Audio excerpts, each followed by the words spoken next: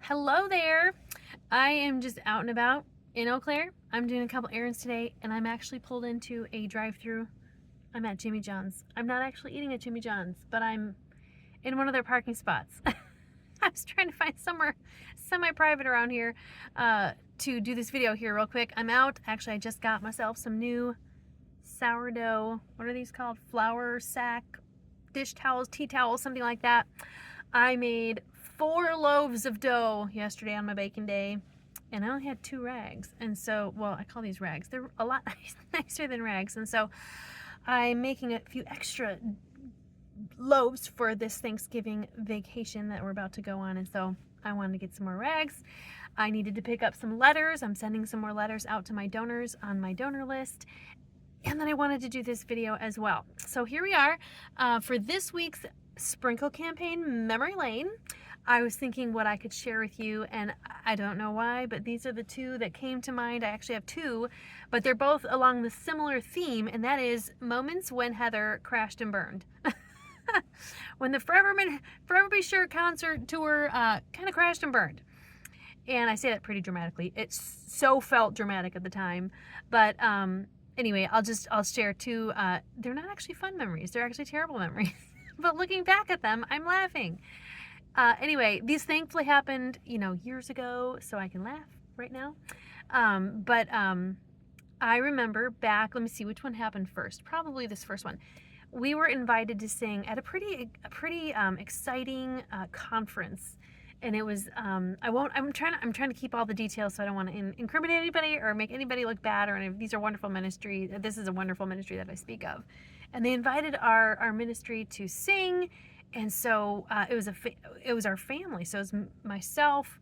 Let me think. I'm not sure my husband sang that time or not. I can't remember. But I know that my sister and her husband sang with us at that time. And I just remember we had gotten to this conference and we're enjoying ourselves. And it was that evening we were going to be giving a conference. We were going to be giving a mini concert. And so we practiced in the afternoon, we coordinated with the sound personnel, and everything was going just peachy.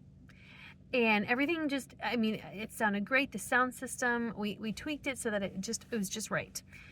Well, come time for the actual concert, and believe you, that this was an exciting event for this particular ministry. So we really, really, really wanted to make this special for them. And so we started our program, and I don't know, they say the devil's in the technology or the devil's in the details. I don't know what happened. I do not know what happened, but all I know is that when my sister was giving a testimony, this is a very, very heartfelt testimony about how the Lord led them through some infertility and some adoption failures. I mean, I'm pretty sure she and others were crying for her testimony. And then she started to sing the song, and it starts out with the solo, and then my brother-in-law and I were going to join in. Well, right during that time, it sounded like the speaker in front of us, which was a part of this ministry. This was their speaker, not ours. It sounded like it exploded. It was just like a big kaboom, and it was very distracting. Of course, it totally did not fit the mood of my sister's song, and she was just trying to be heartfelt, and as is my sister's nature, she just keeps going. She just keeps going. And good for her. The performance must go on. But even and the speaker was giving even more trouble as she was continuing to sing. It was making all sorts of crazy noises, like "this can't go on" kind of thing. And her husband, very gently, who was standing behind her because we were about to step forward and sing with her, he kind of like puts his hand on her shoulder, like, honey, let's cut this off here. I'm not sure if she didn't get the clue or the hint or whatnot. Everybody was just doing what came natural to them at the time. It was all right.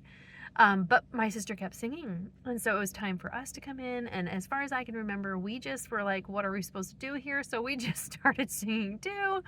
I don't know if people in the audience heard us, but there was some serious issues with the sound system. And super, super distracting to us as we sang. And so I think we got through that number, but there were still very much issues with the speaker that was being used. And so we just kept rolling, and we went on to sing the next song. And I just remember right in the middle of the song, The sound guy, of course, he was doing all that he could do as well. Came up, unplugged the speaker, and was changing out the speaker. I mean, we're talking 2 songs at least that were just totally complete. And I think we only had to sing 5 songs that night. Anyway, super disappointing. Unbelievably disappointing. We wanted to make this special for these people.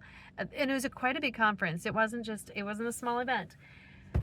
So anyway, it's just kind of like your head hangs low, your heart hangs low, and you're just really, really sad that you could not make this an effective thing. So then, I think a few years later, I was invited to do a Christmas something, and as you know, we don't have really hardly any Christmas music in our collection, and so I actually did this little mini concert with a friend of mine, Kristen. She's a friend and has done many things with our music ministry, and so her and I were going to kind of like do some Christmas music that she had, and then we were going to sing some songs from our collection that weren't Christmassy, but we were going to include those as well. Anyway, that evening I remember being quite a disaster as well. We get to the site where we were going to have this concert, which was offsite. It wasn't a church. It was a rented hall or whatever. And folks, I can play on a bad piano. And believe you me, I've had experience with bad pianos. Pianos that I thought, you know what? I'm just going to make this thing sing as much as Heather Schaff can make this thing sing, even though it's not a great piano.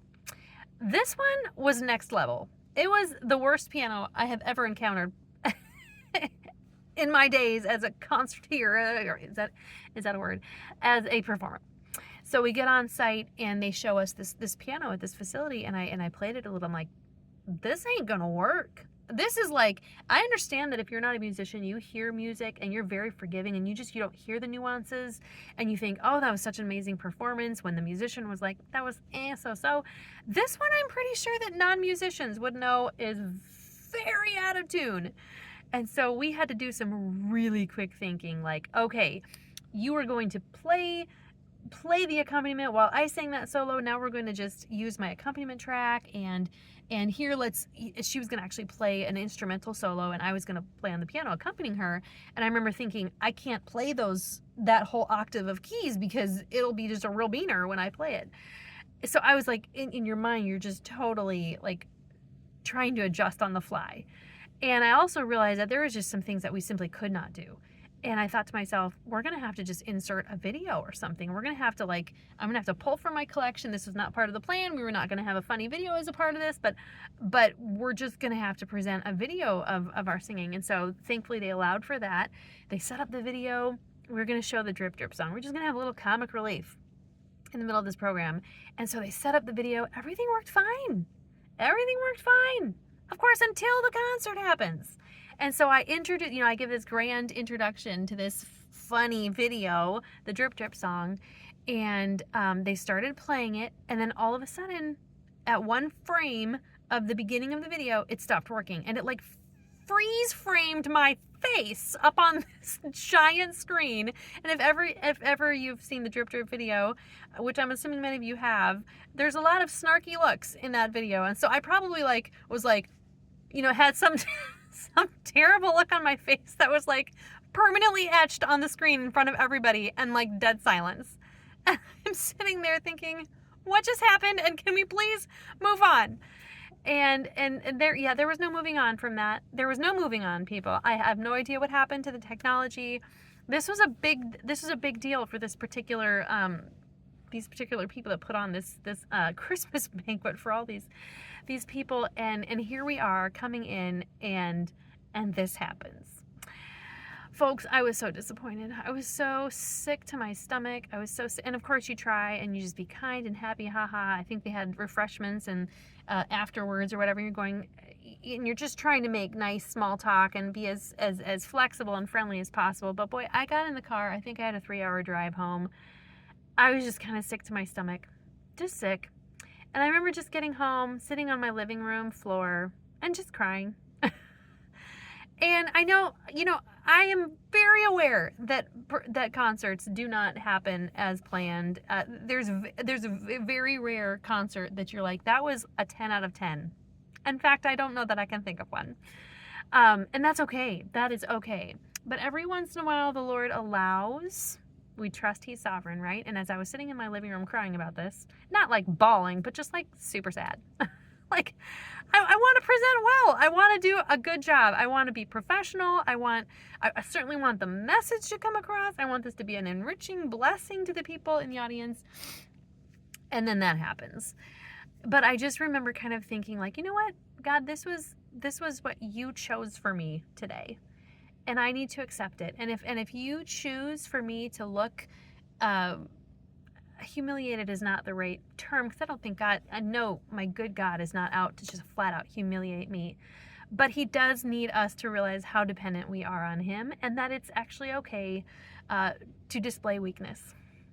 As much as we hate weakness, as much as we hate it when things aren't as planned and don't go like the rehearsal went, that's okay, and God's in charge, and you know what? This is his ministry to begin with.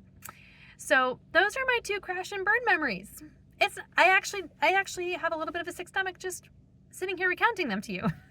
And believe me, there are other crash and burn memories, I'm sure, but these 2 kind of rise to the top, if you know what I mean.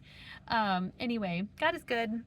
We're still here, we're still kicking, we're still writing music, and that is actually maybe the lesson from all of this, that people that we're still doing it, folks. A lot of times things in our life, right, they just want to make you quit. And believe you me, I have not necessarily wanted to, but willing to, and thinking, you know what, this is too much, this is just too much, and you just want to throw in the towel, and thankfully he has not allowed that to happen. So God is good. Thanks for listening. I need to go back home. I need to get ready. It's almost time for my walk. It's raining. It's very cloudy out today, very overcast. But yeah, I need to get out and move.